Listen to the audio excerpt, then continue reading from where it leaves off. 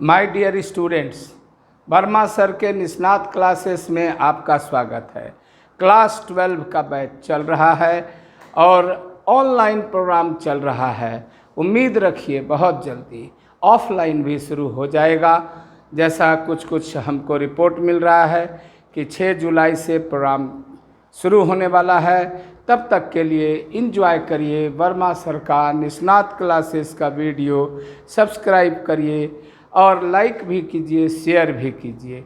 इसके साथ साथ गौरव सर का भी वीडियो रिलीज हो रहा है। नन्हे सर जूम पर पढ़ा रहे हैं मैथमेटिक्स। हम लोग सब कोरोना गाइडलाइन का पालन करते हुए और ऑनलाइन वीडियो प्रोग्राम कर रहे हैं ताकि जो है हम लोग सरकार के अनुसार उनके गाइडलाइन से चलें। माय डियर स्टूडेंट्स, पिछले क्लास में हम लोगों ने विद्युत वाहक बल की जानकारी प्राप्त की थी। आज आइए एक क्वेश्चन पढ़ें। यह क्वेश्चन परीक्षा के दृष्टिकोण से काफ़ी इम्पोर्टेंट है और ये क्वेश्चन है विद्युत वाहक बल, शॉर्टकट में इसको ईएमएफ कहते हैं, इलेक्ट्रोमोटिव फोर्स, और धारा में संबंध और विद्युत धारा में संबंध निकालें। चलिए आइए आंसर। एक सेल का फोटो बना दीजिएगा। फिर आपका स्वभाव है पूछने का कि सर चित्र भी बनाएंगे, तो हम कहेंगे हाँ चित्र बनाइएगा। इसके भीतर ये कार्बन का रॉड रहता है, याद होगा।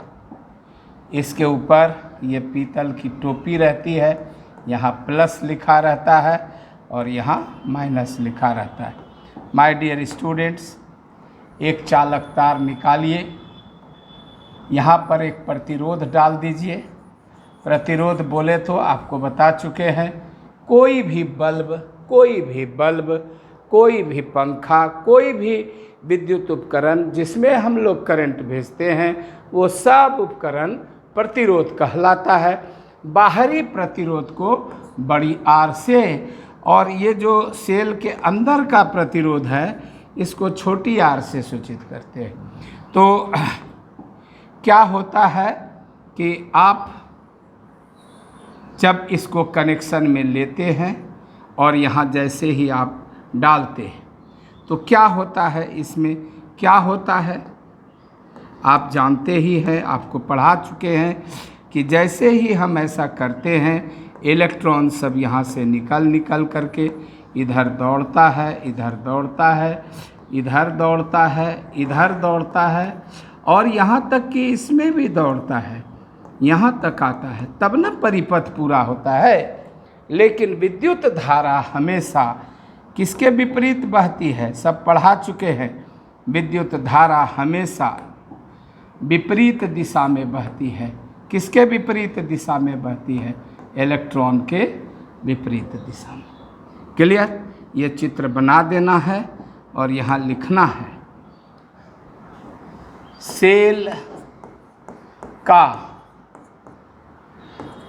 विद्युत वाहक बल E बराबर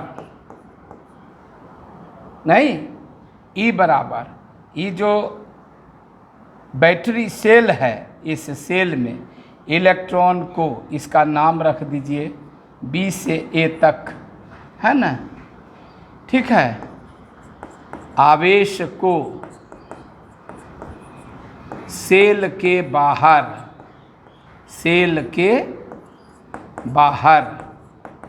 B से A तक और सेल के भीतर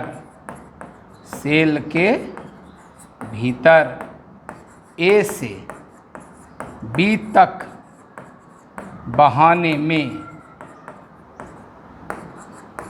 संपादित कार्य। अब सवाल उठता है कितना आवेश को और खोल दीजिए बात को, एकांक धन आवेश को सेल के बाहर बी से ए तक और सेल के भीतर ए से बी तक एकांक धन आवेश को बढ़ाने में किया गया कार्य। और ये हो गया वर्क डन फ्रॉम कहाँ से कहाँ तक, work done from B to A by Q plus work done from A to B by Q. और हम पिछले वीडियो में आपको बता चुके हैं इकाई धनावेश को आप परीक्षण चार्ज भी यहाँ लिख सकते हैं, क्यू नॉट भी। तो इसका मतलब हो गया कि सेल के बाहर विभवांतर और सेल के भीतर विभवांतर। तो ई बराबर हो जाएगा आई गुना आर, ई हो जाएगा आई गुना छोटकी आर, जहाँ आई बराबर विद्युत धारा, आर बराबर बाह्य प्रतिरोध और स्मॉल आर बराबर आंतरिक प्रतिरोध। स्मॉल आर बराबर आंतरिक प्रतिरोध है ना। इसलिए ई बराबर आई गुना आर प्लस आर, इसलिए आई बराबर ई बटे आर प्लस आर, है ना। ये समीकरण 2 हो गया, ये समीकरण 1 हो गया। ये सभी समीकरण ई एंड आई में संबंध बताते हैं, संबंध बताते हैं। ठीक,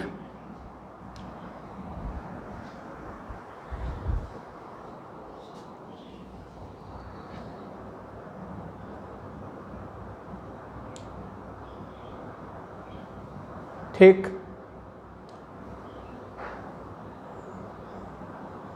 खूब बढ़िया से समझिए, आपका इलेक्ट्रॉन इधर बह रहा है, लेकिन आप कल्पना कर रहे हैं इकाई धन आवेश को आप ले जा रहे हैं। तो इकाई धन आवेश को सेल के बाहर से आप ला रहे हैं और फिर सेल के अंदर से ले जा रहे हैं।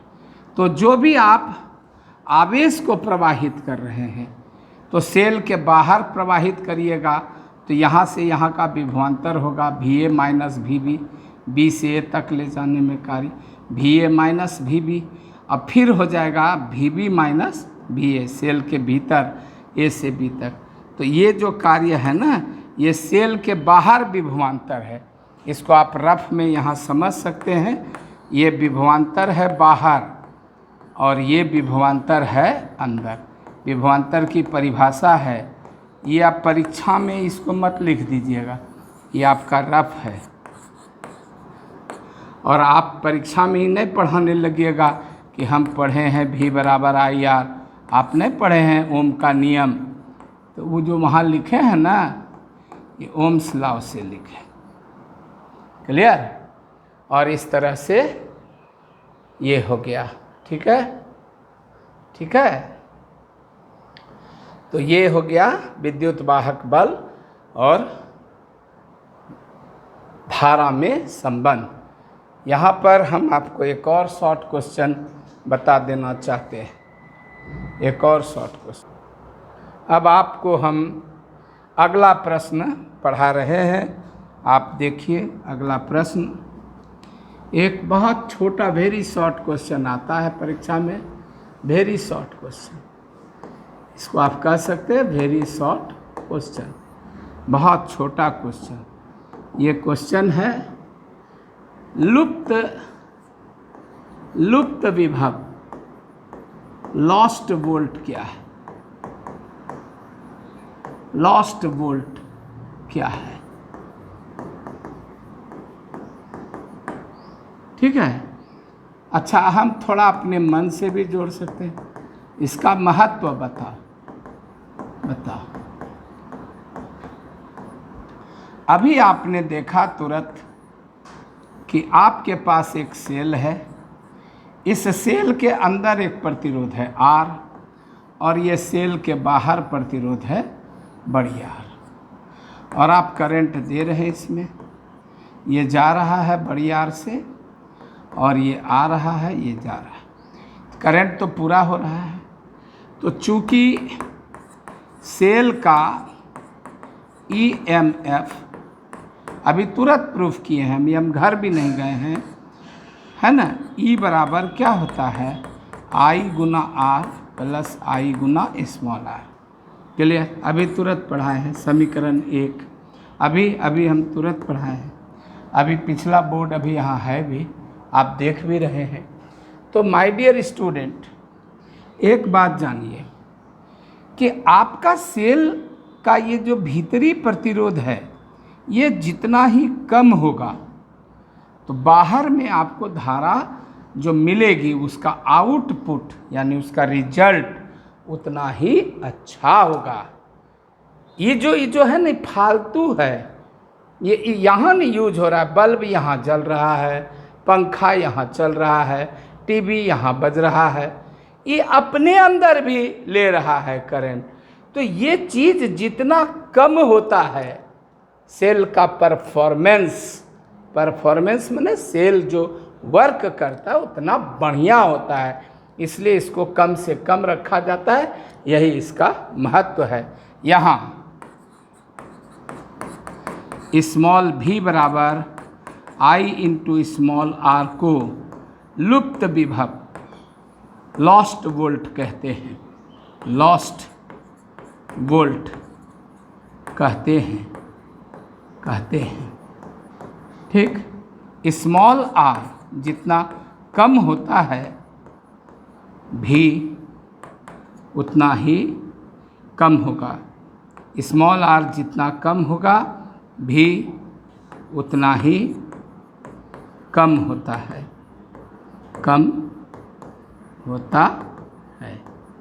यही इसका महत्व हो गया कि भाई अगर आपको सेल का परफॉर्मेंस अच्छा करना है तो लॉस्ट वोल्ट जो है ना, ये होता है। ठीक है, एक और क्वेश्चन आप देख लीजिए, इसको कहते हैं, ये भी एक शॉर्ट क्वेश्चन आप देख लीजिए, इसको कहते हैं अवशिष्ट विभव, रेसिडुअल वोल्ट, रेसिडुअल वोल्ट। ये अवशिष्ट विभव क्या है? देखिए, आप जब किसी सेल से करंट लेते हैं, ये रेजिस्टेंस में करंट ले रहे हैं, तो आपको एक चीज़ जानना होगा। चलिए आज इसमें की भी लगा देते हैं। तो आप जब ये रेजिस्टेंस में करंट लेते रहते हैं, इसमें करंट लेते रहते हैं, तो सेल का विद्युत वाहक बल है ना, इसका जो टर्मिनल वोल्ट है AB, इससे कुछ न कुछ बड़ा होना चाहिए। बात को समझिए, थोड़े सा बड़ा हो, लेकिन ये जो इसके बीच का विभवांतर है, इसमें जो आप करंट ले रहे हैं ना, तो इसका विभवांतर कितना होगा, VA माइनस VB बराबर I गुना R हुआ। ये हुआ R के आर पर विभवांतर, और सेल का विद्युत वाहक बल है ना, ये इससे कुछ न कुछ बड़ा होना चाहिए, तब आप इसमें करंट दे सकते हैं। करंट देते देते देते देते देते देते आखिर तो इस सेल का विद्युत वाहक बल घटेगा घटेगा घटेगा। तो अगर इस सेल का विद्युत वाहक बल इसके विभवांतर के बराबर हो गया, तो इसका मतलब यह नहीं कि जीरो हो गया। सेल के विद्युत वाहक बल का मान इसके विभवांतर के बराबर हो गया, तो अब यह इस प्रतिरोध में धारा नहीं दे सकेगा। इसके लिए शर्त है कि सेल का विद्युत वाहक बल इसके टर्मिनल वोल्ट से कुछ न कुछ बड़ा होना चाहिए, थोड़े सा बड़ा हो, उससे बड़ा होना चाहिए। अगर छोटा हो गया, बराबर हो गया, तो करंट नहीं बहेगा। तो क्या सेल का विद्युत वाहक बल 0 हो गया? इसको देखने के लिए अब इससे थोड़ा कम प्रतिरोध, जैसे कोई सेल 10 ओम में प्रतिरोध दे रहा था, समझिए ऐसा कि आप पहले समझिए, इसको रफ में समझिए, ये चीज़ समझें, इसको पहले समझें कि ऐसेल, हाँ ऐसेल, हाँ कितना वोल्ट है तुम्हारा विद्युत वाहक बल? 12 वोल्ट, ठीक है। 10 वोल्ट में करंट दोगे? हाँ देंगे, 10 वोल्ट में करंट देंगे, काहे नहीं देंगे? जब मेरा 12 वोल्ट है तो पगलाए हैं आप? आराम से देंगे, धक्का धक देंगे, धक्का धक देंगे। तो इसका जो 12 वोल्ट है ये 11.9 वोल्ट, 11 वोल्ट, 10.5 वोल्ट, घटते घटते फिर 10 वोल्ट पर आएगा। जैसे ही 10 वोल्ट पर आएगा करंट पहले तो घटेगी और उसके बाद स्टॉप कर जाएगी। तो क्या इसका वोल्ट 0 हो गया? नहीं।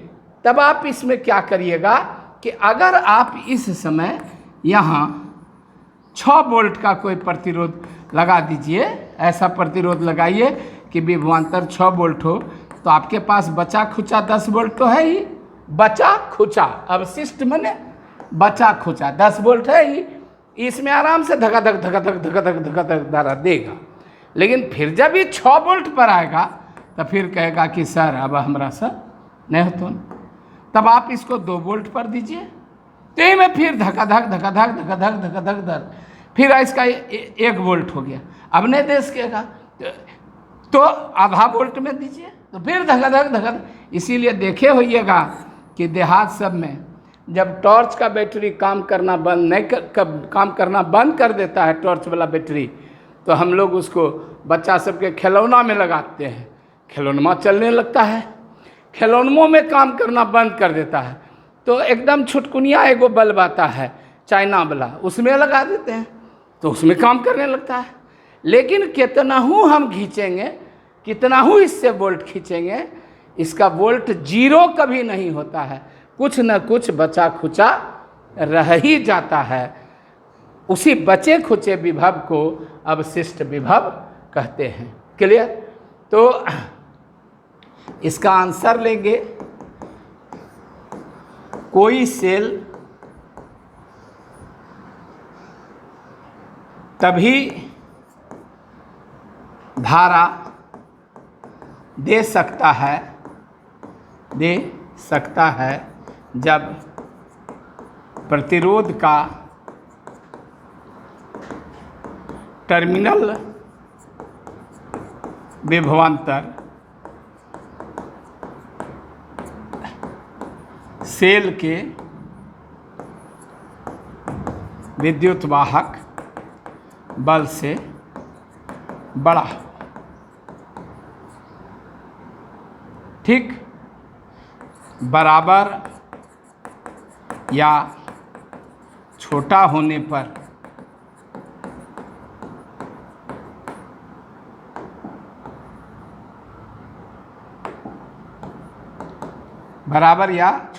पर सेल धारा नहीं दे पाता है, इसका अर्थ यह नहीं है, इसका अर्थ यह नहीं है कि सेल का ईएमएफ शून्य हो गया है। कुछ ना कुछ ईएमएफ बचा खुचा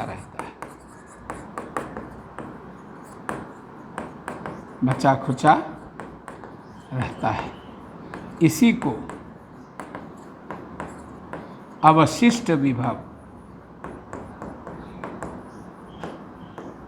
कहते हैं। आपको समझा देवे किए हैं कि कितना ही करंट लीजिएगा तो वो 0 नहीं होगा, कुछ न कुछ ये बचा रहेगा। इस बचे खुचे को अवशिष्ट विभव कहते हैं। फिर मिलते हैं अगले वीडियो क्लास में, आपसे हम फिर मुखातिब होते हैं टुमारो। इसी तरह छोटा छोटा वीडियो आपको देते रहेंगे, विश्वास रखिए और उम्मीद करिए कि जल्द ही हम लोग ऑफलाइन क्लास में मिलेंगे। मिलने की तैयारी आप भीतर ही भीतर करें, अपना अपना लॉज वगैरह आप चाहें। लेकिन मेरे अब इसने कि आप ले लीजिएगा लॉज, कहिएगा सर 6 तारीख से नहीं खुला, फलना हुआ, ये हमको गारंटी नहीं ले रहे हैं। इसलिए आप भी पता लगाते रहिए और इन्जॉय करते रहिए हमारा video class. Thank you very much.